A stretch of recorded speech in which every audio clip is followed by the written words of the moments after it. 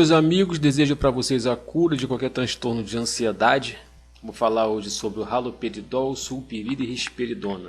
Lembrando que eu não sou médico, não sou psicólogo, eu tive síndrome do pânico e tenho algumas experiências pessoais sobre alguns medicamentos. Eu não tomei nenhum desses 3 medicamentos, mas eu estava conversando no grupo do WhatsApp que citaram esses medicamentos e eu resolvi fazer uma pesquisa, aqui na internet, de depoimentos principalmente. Eu vou aqui comentar, falar junto com vocês e mostrar aqui a vocês do que se trata. Vou falar primeiro aqui nesse site aqui do Doctoralia, vou deixar o link aí. E aqui diz o seguinte, após o uso da risperidona não tenho mais tanto apetite sexual. Já suspendi por 3 semanas e não vejo mudanças. Algo que se possa fazer para voltar à minha condição normal. Então aqui a pessoa está falando sobre, na verdade, o medicamento, não sei o risperidona, mas como eu tenho experiência com antidepressivos, ele demora de 3 a 4 semanas para fazer efeito. Então seria mais ou menos 1 mês para voltar, acredito eu, às condições normais. Vamos ver o que o médico aqui, o professor David De Lucena, psiquiatra de Fortaleza, que porventura, só pelo número que a gente está vendo, é um excelente médico. Vamos ver o que ele fala. A risperidona é uma medicação importante para o tratamento da depressão grave, transtorno afetivo bipolar e esquizofrenia, dentre outras patologias. Esses transtornos são causados pelo excesso de dopamina, no caso, eu acho que é o neurotransmissor D2, depois tem que pesquisar isso melhor. Causa intensa alteração em algumas vias hormonais, que são os hormônios, neurotransmissores. O uso por meses pode elevar os níveis de prolactina, o hormônio responsável pela produção do leite, e também pode causar a diminuição do desejo sexual, além de causar parada e menstruação em mulheres e impotência em homens.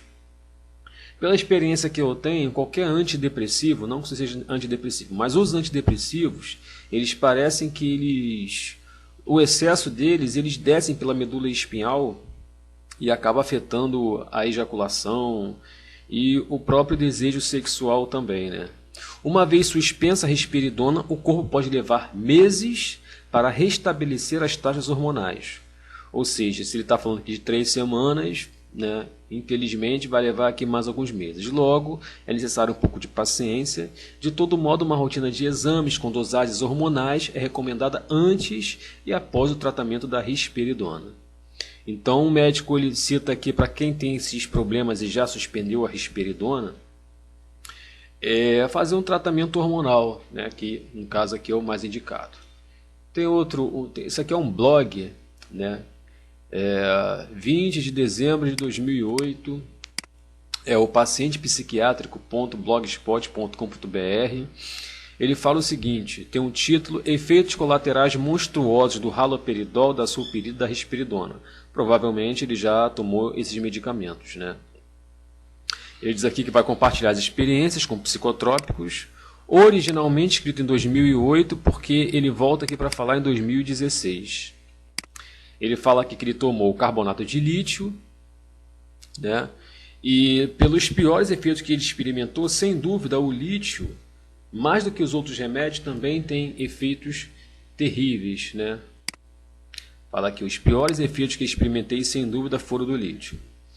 Eu também já tomei, ele fala aqui, haloperidol, sulpirida e risperidona, que estou tomando agora. Provavelmente está tomando o risperidona. Eu estava tomando risperidona em 2008, época em que isso tudo foi escrito. Se eu continuasse tomando até hoje, 2016, certamente já teria morrido ou me suicidado. Não vou falar de remédios como clorpromazina, Amplictil e Fenergan, que apenas foram complementos. Enquanto o lítio transforma o indivíduo em um maníaco sexual, o haloperidol, sulpirida e risperidona fazem o contrário, deixam o indivíduo meio impotente. Mas imagine a situação, alguns remédios deixam a pessoa superexcitada, enquanto outros tiram a potência. Eles não têm nenhum remédio psiquiátrico que equilibre? Vão me desculpar, doutores, mas isso só prova que o medicamento psiquiátrico não equilibra. Entre o lítio e a risperidona, um agita demais e o outro acalma demais. Outra sequela comum dos psicotrópicos como o haloperidol é a dissenia tardia. A pessoa fica com umas contorções faciais involuntárias. Em outras palavras, a pessoa fica com tique-tique nervoso. Eu, quando tomava paroxetina, eu tinha no cantinho do olho, ficava meio que dando umas mexidinhas, mas isso passou rápido, né? Aí ele fala aqui alguma matéria. Eu vou deixar o link na descrição, tá? Vocês vejam aí. Aí ele fala aqui uma coisa importante, ó. Os remédios psiquiátricos nunca foram a parte mais importante do meu tratamento. Na verdade, os remédios psiquiátricos prejudicaram minha vida de uma maneira indescritível, com efeitos colaterais horríveis que os psiquiatras nunca sabiam explicar ou não queriam. Medicação não é tratamento. Uma das partes mais importantes do meu tratamento foi o CAPS, Centro de Atenção Psicossocial. Na verdade, isso aqui eu quero comentar porque os médicos, eu acredito que eles até saibam do que ocorre, mas eles preferem não argumentar com o paciente, sabe? E eles também não querem se sentir culpados por aquilo, né? Eu lembro que quando eu tomava a paroxetina de 20 miligramas, eu tinha tremedeira na mandíbula. E isso permanece até hoje em mim, né? Eu já parei de tomar desde 2012, estamos em 2017, que foi a data de publicação desse vídeo. E eu falei com o médico, pô doutor, depois que eu tomei a paroxetina, minha mandíbula quando eu fico muito nervoso, ela fica tremendo. Mas eu consigo segurar, sabe? Mas, por exemplo, se eu estiver relaxado, distraído e começar a ficar ansioso, a minha mandíbula treme. E isso foi depois que eu tomei a paroxetina. E o médico falou para mim, o psiquiatra, falou, mas olha só, a substância nem está mais no seu corpo. Então, quer dizer, é um efeito colateral que permanece até, já foram 4 anos, permanecem até hoje. O remédio, a paroxetina, no meu caso, ela foi benéfica, mas não foi totalmente benéfica, porque eu não fiquei normal, eu fiquei 75% normal, porque ainda tinha ansiedade, ainda tinha ataques de pânico, ataques de ansiedade, medo intenso, né?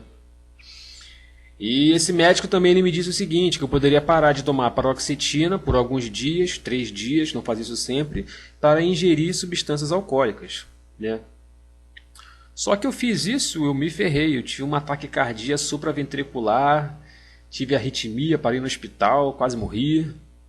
E infelizmente, né, os médicos eles parece que nos fazem de cobaia às vezes, né? Acredito eu que tenha médicos sim, médicos bons, né? Mas o importante que ele falou aqui, o medicamento em si ele não cura, ele vai te dar apenas uma base para você correr atrás dos seus objetivos, mudar o seu estilo de vida, fazer mais exames, ficar menos dependente das pessoas, né? Organizar de uma forma mais saudável o seu metabolismo. Mas curar realmente eles não curam, eles te dão apenas uma base. E os médicos eles não querem argumentar com você, sabe? Eles sabem de todos os sintomas, eles estudam isso. Eu assisti uma aula de psicofármacos, né, antidepressivos, que diz tudo que eu tive, né? A questão da ejaculação tardia, né, ocorre porque existe, como eu falei anteriormente, né, a serotonina parece que desce pela medula espinhal quando tem excesso e acaba influenciando na ejaculação e na ereção também. Ele diz aqui também, ó, eu não aconselho ninguém a abandonar o tratamento, mas aconselho a procurar outras formas de tratamento. É isso que eu estou fazendo hoje em dia, em 2016, muito tempo depois de publicar essa matéria pela primeira vez. Ando pesquisando opções naturais, neurológicas, homeopatia e coisas assim, porém não é fácil encontrar opções naturais. Existem em alguns raros lugares. Cabe a nós, cidadãos, lutar para que haja essas opções. Eu tenho me virado sozinho, me trato sozinho com bom senso, sigo uma alimentação saudável e pratico esporte. Então, galera, é isso aí. Fala aqui também, vou ler alguns comentários, né, que ele copiou lá das respostas dele. Vou ler o primeiro aqui e o restante vocês acessem o blog desse rapaz. A Natália C. Eu digo que me espanta que um psiquiatra de CAPS recomende a familiares que coloquem medicação no café para dar ao paciente sem que ele ou ela perceba. O psiquiatra da equipe do CAPS deveria convencer o paciente a tomar a medicação sem coerção, sem truques sujos. Isso chega a ser antiético. Infelizmente, falta ética e criminalidade tem sido muito comum na área da psiquiatria. Gente, existem médicos e médicos, né? O médico, tem muito médico que deixa a sua personalidade, a sua cultura influenciar sobre as suas decisões. E isso realmente é ruim, né? Infelizmente. O médico também é ser humano, o médico também erra. Acredito eu que tem que colocar em pauta, né, o que realmente vale a pena, o que realmente não vale a pena. Né? Vale a pena se arriscar? Não vale? Vale a pena tomar medicação e ter alguns efeitos colaterais? E é isso aí. Eu fiz também um vídeo para quem tem síndrome do pânico, vocês vejam, é especial síndrome do pânico, que diz que as causas também podem estar relacionadas com a malária. Né? Eu vi isso de um professor e fiz uma pesquisa mais a fundo e vi vários tipos de relações entre eles. Se inscreva no canal, deixe seu like, deixe aí seu comentário também sobre esse medicamento. Os links desses 2 sites vão estar na descrição do canal. Então é isso aí, gente. Se inscrevam, deixe seu like, deixe aí a sua experiência e a gente se vê no próximo vídeo. Aquele abraço.